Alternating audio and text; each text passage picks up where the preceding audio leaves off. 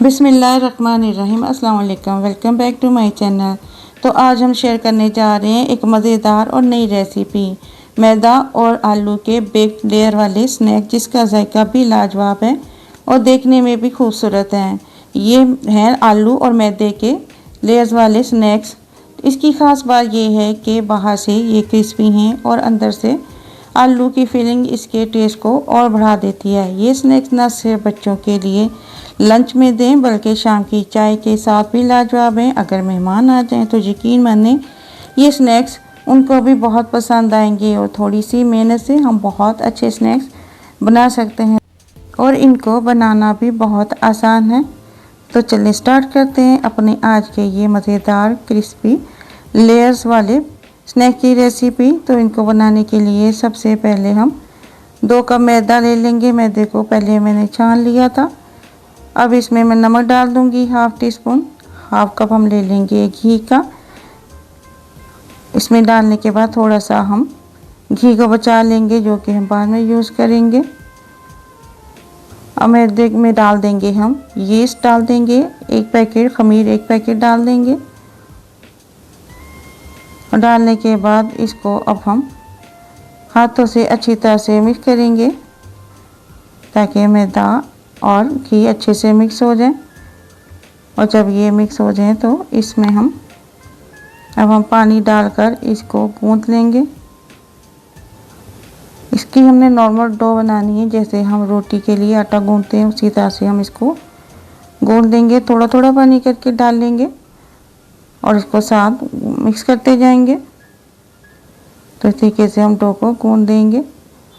तो इस तरीके से डो को गूंथने के बाद अब इसके ऊपर हम हल्का सा ऑयल लगाकर आधे घंटे के लिए रख देंगे। और आधा घंटे के बाद हम इसको इस्तेमाल करेंगे। और अब हम आलू ले लेंगे। आलू यहाँ पे मैंने 3 मीडियम साइज़ के लिए थे, उनको बॉईल कर लिया था। अब इनको हम मैश करेंगे। हमने इनको बहुत अच्छी तरह मैश करना है ताकि इनके पीसेस ना रहें।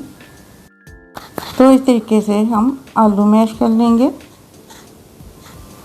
और मैश करने के बाद अब इसमें हम डाल देंगे नमक हाफ़ टी स्पून, काली मिर्च डाल देंगे 1/3 टी स्पून, कुटी मिर्च हाफ़ टी स्पून।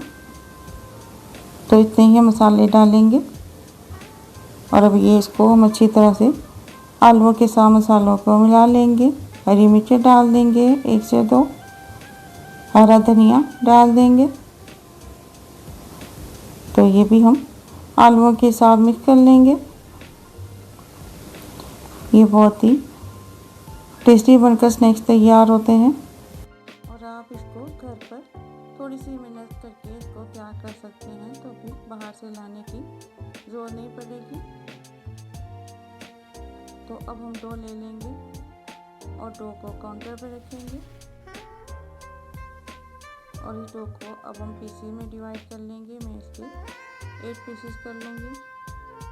आप इस तरह पीसेस करके भी इसके पेड़े बना सकते हैं और आप इसको वैसे भी कर सकते हैं। अगर आप इस तरीके से इसको कट ना करें तो मैं इसको पहले इस तरीके से कट कर लूँगी ताकि सेम साइज़ में पेड़े बने। तो अब एक पीस मैं लूँगी और उसको इस तरीके से हम पेड़ा बना लेंगे, जिस तरह हम रोटी के लिए बनाते हैं। और इसको हम इस तरह से रोल करते हुए इसका बॉल बना लेंगे। एक बनाने के बाद अब हम और पेड़े भी बना लेंगे।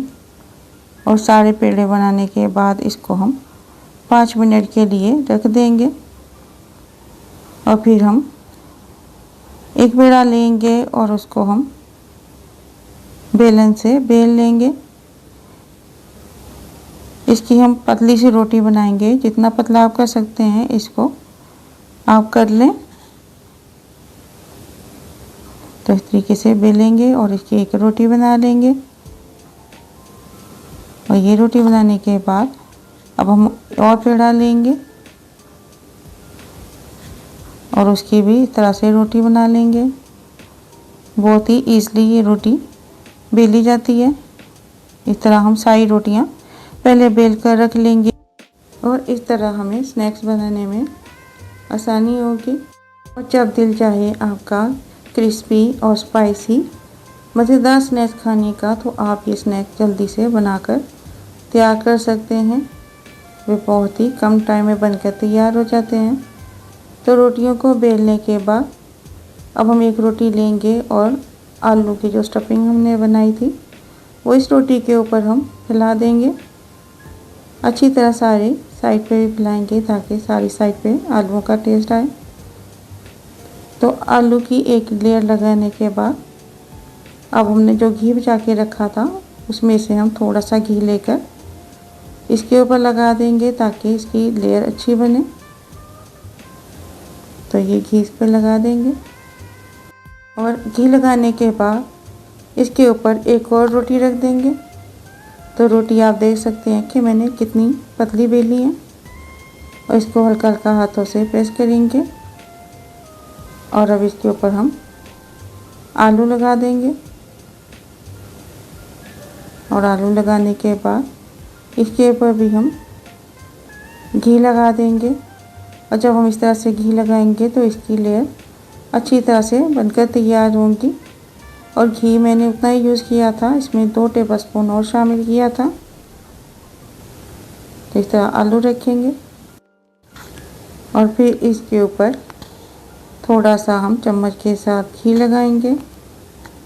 और घी लगाने के बाद हम बाकी की रोटियां रखेंगे इसके ऊपर और इसी तरह से रोटी रखेंगे। आलू लगाएंगे और घी लगाएंगे और पूरी रोटियां हम इसी तरीके से सेट कर लेंगे। तो इस तरीके से 7 रोटियां रखने के बाद उसके ऊपर हमने आलू और घी लगा लिया था। अब जो हमने 8वीं रोटी बनाई थी वो इसके ऊपर रखेंगे। उसको रखने के बाद इस तरीके से हम उसके हल्का हल्का प्रेस करेंगे। साइडें इसकी हम बराबर कर लेंगे। किनारों को बराबर करने के बाद इसको हम प्रेस करेंगे। सारी रोटियां हमने बराबर बेली थी, हमने बड़ी छोटी रोटी नहीं बनाई। और इस तरीके से हम इसको अब हम बेलने से हल्का हल्का बेल लेंगे। ज़्यादा हमने इसको हार्ड नहीं रखना, बस इसको हम थोड़ा सा बड़ा कर लेंगे। और बड़ा करने के बाद इसको अब हम एक किनारे से पकड़ेंगे और इस तरीके से इसका हम रोल बना लेंगे। हल्का हल्का हम इसको प्रेस करेंगे और बहुत ही एहतियात से हम इसका रोल बनाएंगे। और रोल बनाने के बाद इसको थोड़ा सा हम प्रेस करेंगे और ताकि सेंटर से भी बराबर हो जाए। अब साइड से हम इसके किनारे काट देंगे ताकि जब इसको हम बेक करें तो सारी लेयर्स अच्छे से खुल जाएं। तो पहले एक साइड से काटेंगे, अब दूसरी साइड से भी काट देंगे। और इसको अब हम छोटे छोटे पीसेस में कर लेंगे। आप जो साइज रखना चाहें रख सकते हैं। तो मैं यहाँ ज़्यादा बड़े पीसेस नहीं करूँगी, इसलिए कि जब इसको हम थोड़ी देर रखेंगे तो ये और बड़े साइज़ में हो जाएंगे। मैं ये स्नैक्स बेक करूँगी, आप इनको फ्राई भी कर सकते हैं। और इसको बेक करने के लिए मैं केक मोल्ड यूज़ करूँगी। और उसमें मैंने पहले से बटर पेपर लगा लिया था और ओवन को भी मैंने प्रीहीट कर लिया था। अब ये स्नैक हम इसमें केक मोल्ड में रख देंगे। तो आप देखें मैंने इस साइज़ के ये काटे हैं और इसकी लेयर्स देखें कितनी अच्छी तैयार हुई हैं। तो इस तरीके से हम रखते हुए थोड़ा स्पेस से रखेंगे ताकि जब हम इनको बेक करें तो ये एक दूसरे से चिपके नहीं। तो इस तरह रखने के बाद हम थोड़ा सेंटर में जगह बनाएंगे और एक और स्नैक इसमें रख देंगे। अब एक और हम ले लेंगे और उसमें भी इस तरीके से हम स्नैक को रख देंगे। और स्नैक को रखने के बाद ये स्नैक इसमें रखने के बाद हम आधे घंटे के लिए रख देंगे ताकि डो अच्छी तरह से राइस हो जाए। इसको हम ढक के रख देंगे। और अब इस स्नैक्स के ऊपर हम एक अंडा लेकर ब्रश के साथ लगा देंगे, इससे बहुत अच्छा कलर आएगा। और अंडा लगाने के बाद इसके ऊपर हम ब्लैक तिल लगा देंगे, काले तिल ले लेंगे, उससे ये स्नैक्स और ज़्यादा खूबसूरत हो जाएंगे। तो अब इसके ऊपर हम तिल लगाएंगे और इसको अब हम बेक होने के लिए रख देंगे। इसको मैंने 180 पे किया था 25 मिनट के लिए। और बीच में चेक कर सकते हैं कि स्नैक्स अगर तैयार हो गए तो आप निकाल लें। अगर आपको 30 मिनट भी लगते हैं तो आप अच्छी तरह से इनको बेक करें। और अगर अभी तक आपने मेरे चैनल को सब्सक्राइब नहीं किया तो सब्सक्राइब कर दें, वीडियो को लाइक कर दें और बेल आइकन के बटन को प्रेस कर दें।